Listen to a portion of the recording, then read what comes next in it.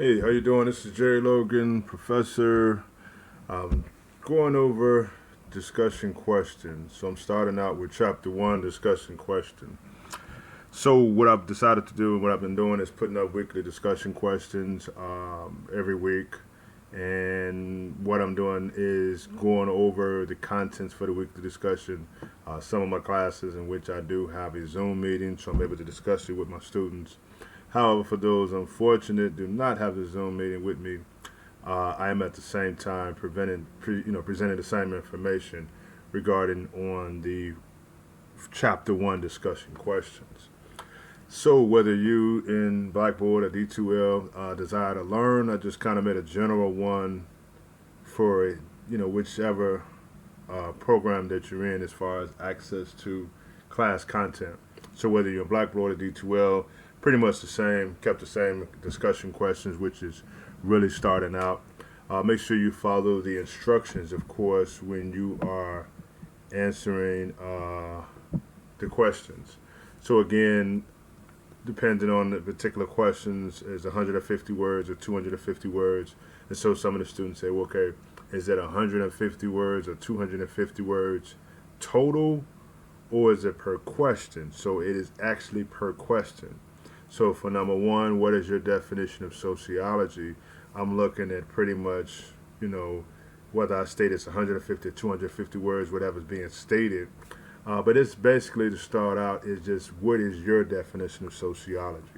So I put all five of these questions together. So there's some courses in which I have like questions 1, 2, and 3 are for week 2, and then I have 4 and 5 is for week 3.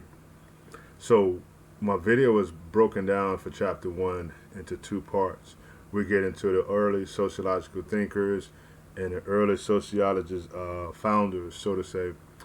And then the second part of the video, as you all see, is that I'll talk about the sociological theories. So I kind of broke up the questions. In some courses, if it's a late start, I kind of maybe put all 5 questions on there. So make sure you pay attention on the class content, Blackboard and D2L, and figure out exactly what is required. So just say, for instance, week 2, chapter 1, part 1, we'll talk about 1, 2, and 3. Just say week 3, chapter 1, part 2 video, and then the weekly discussion question for that would be number 4 and 5. So, but there are some of the courses in which I have all 5 of the questions combined. So either way it go, I just want to go over it. So if it is just for the particular course, if it's broken, chapter 1 is broken down to 2 weeks, 3 questions for the first week and 2 for the second week, I'm going to post this video in both week 2 and week 3. If it's just 1 week where I ask all the questions, the video is there. So the purpose of the video, of course, is to try to get you to understand it. Like, this is the very first. I know we had the introduction discussion for the week 1, in which I asked you questions about your career, your future. How do you see yourself 25 years later down the line? What would you say to yourself? And it just gets you to thinking how important it is to the timeline that you're in school. The goal is to go to school, get good grades, and those who just taking courses, and compared to those who want to graduate. So despite whatever it is, it's just you putting forth your best effort to do well in each and every one of your classes, not just mine. So let's go to these questions real quick, because I don't want to put it up too long. Some of y'all say, oh, it's 30 minutes for that video. I don't know about that. So I'm going to keep it short and brief, straight to the point. All right, remember, for chapter 1, it's the first chapter. Make sure you watch my video. However, remember, it's broken down into 2 parts. The second thing is the PowerPoint presentation as well. So if I'm not able to see you in court classes, do a Zoom meeting, or in person, I want you to have the experience of actually being in the classroom. So I like and enjoy lecturing to you and giving you the experience, and say, okay, well, instead of just looking at a computer screen and just some words, I want you all to have a better understanding as if I were lecturing to you. And this is the same thing here, just giving you a better understanding of the discussion questions. 2 things. Number 1, the discussion questions are due by Wednesday. So you answer the questions. That's how I posted up for that particular, just say for chapter 1, it's posted up the beginning of the week. Each week there's a discussion question, unless there's something different I don't state it is. But always just continue to follow the content, the modules, which would explain what's happening for the week. So for this particular question and all my questions, remember they are due on Wednesday. You have to answer the questions to the discussion questions on Wednesday. And you turn around by Saturday by 5 p.m. and respond to 2 of your classmates to get the full credit of 25 points. Remember, when you respond to somebody, don't just say, "Oh, I agree with you." That makes sense. True that. I feel you. No, I need some professional type of language, as if you are commenting and responding. Nothing like negative, derogatory. That was a stupid answer. That don't make no sense. How can you say something like that? Nothing. We don't know negativity. We don't roll like that. So we're going to respond back to that and say, hey, I agree with what you're saying, or I support what you're saying. I feel what you're saying as far as this, your answer to the discussion question, and this is what I think. So it's a general conversation. And I like for students to get to know their other classmates. Fortunately, in some cases we're not in the classroom or a Zoom meeting. At the same time, that is still your classmate. Just like having not a bad coworker, but a good coworker. You have that cool coworker that you go see sometimes, like, man, where my coworker at? Where my buddy at? The same thing with the classroom setting. Sometimes you get in there and say, oh man, I like this class. I like this classmate. We're going to take another class together. And that's happened to me with my undergraduate experience. I had some cool guys in the sociology bachelor's, and we all, like maybe 5 or 6 of us, went on and got our masters of sociology together. Big support system. So look at it as another support system to help each other out. So in order to get the full 25 points, you have to answer the question. The second thing, you have to respond to 2 of your classmates. I'm not stingy with 25 points. I just want to make sure you understand the content, you have applied yourself, and then it makes sense. Also, do not copy and paste someone else's answer. You would get a 0. If I catch you copy and pasting someone's answer, copying and pasting someone's answer to another student's question, that's automatic 0. And I told you, 675 points, losing 25 points is not a good thing. So, number 1, what is your definition of sociology? The key word is your definition of sociology. This is your opinion.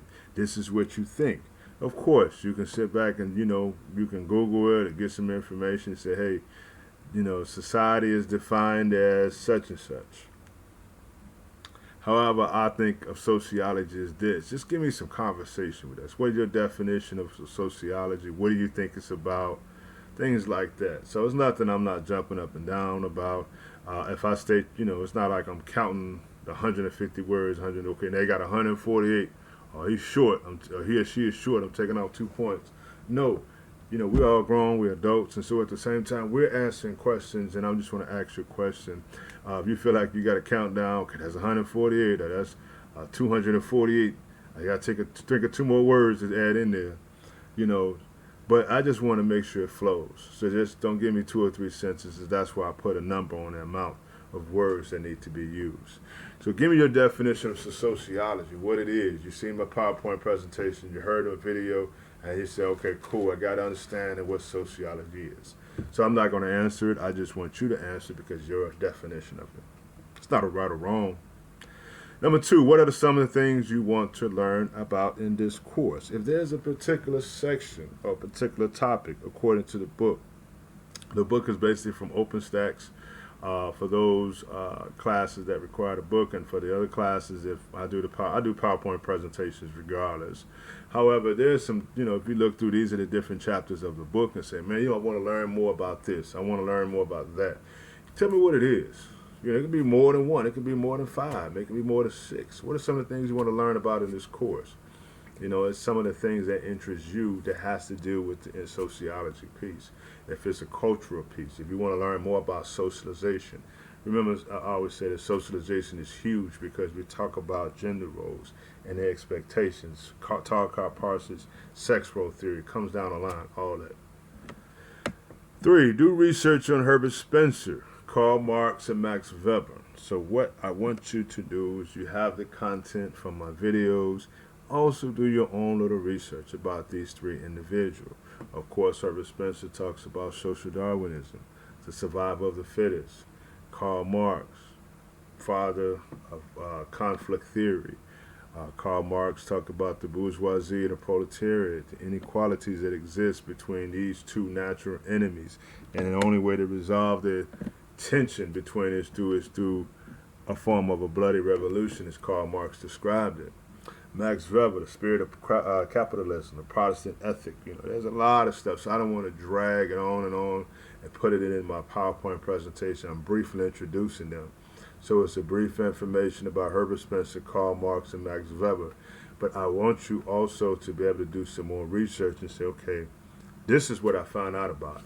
And then find something interesting about them and briefly explain their viewpoints and what is your opinion of each sociologist. So you say, man, this is Karl Marx, and he says this, and he says that, and he, the proletariat is the exploited worker, and the bourgeoisie is the capitalist. They own the means of production, and the way they treat the workers, and this, and just explain to me your point of view. What you read, explain their viewpoints, and then give me your opinion of each sociologist and their viewpoint. So, I read about Herbert Spencer. Herbert Spencer felt like, you have to adapt, and the more advanced people should advance society. The more smarter and people of higher status should advance society. Poor people can't, keep up, let them die out. Man, because we had a discussion in class when I introduced these individuals. And some people say, well, I disagree with Herbert Spencer because I feel you need to help the poor, So pretty much that question is targeted on those three sociologists, briefly explain their viewpoints and what is their opinion of each sociologist.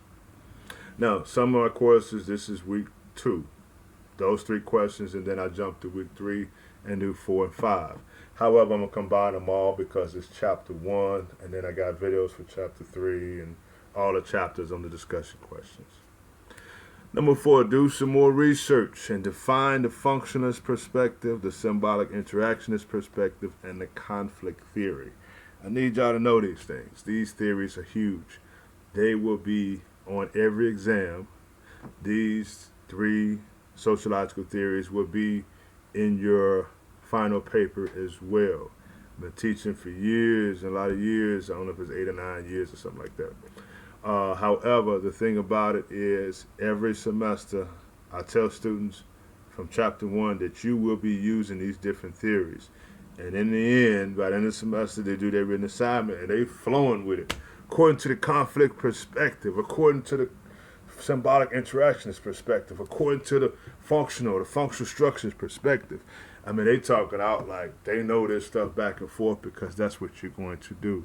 You're going to learn the theories on each some of the topics. They're going to be theories from the functionalist, symbolic, and conflict theory.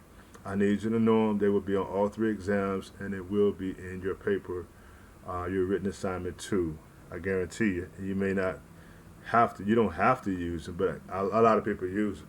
So you got to know my sociological theories. Get to know it. Be comfortable with the functionalist perspective, the symbolic interactionist on a micro level, and the conflict theory and functionalists on the macro level. So I want you to embrace these 3 theories because these are going to be the main focal theories throughout this course. I need you to understand this. So I watched my video again. That's why I separated the 2. I think they're like 40 minutes apiece, and I don't want to overwhelm nobody with just one big video. You're like, man, I gotta take a break. This dude is long-winded.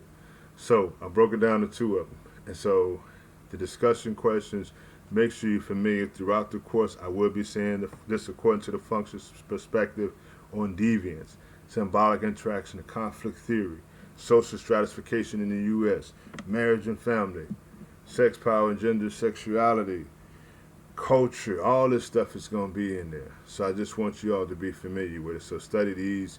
This is like the first real discussion questions. I need you all to know these. Make sure you rewatch the video. Make sure you review the PowerPoint presentation and do the actual research and do complete this assignment. Failure to complete the assignment in a timely fashion will result in you losing 25 points. Students have asked me, okay, well, how do I know if I'm writing the right thing and stuff like that? Okay. A lot of this stuff is your research, your opinion. I'm not grading you on your opinion. Remember that I am not grading you on your opinion. So you don't have to necessarily have to say, well, let me tell him what he wants to hear. Just answer the question, but give me your point of view, because a lot of this stuff is your opinion. So, any questions, always feel free to email me. Let me know. If you email me during a UFC fight, probably won't respond because I'm watching the UFC fights. Of course, football season, Sundays, pretty rough for me.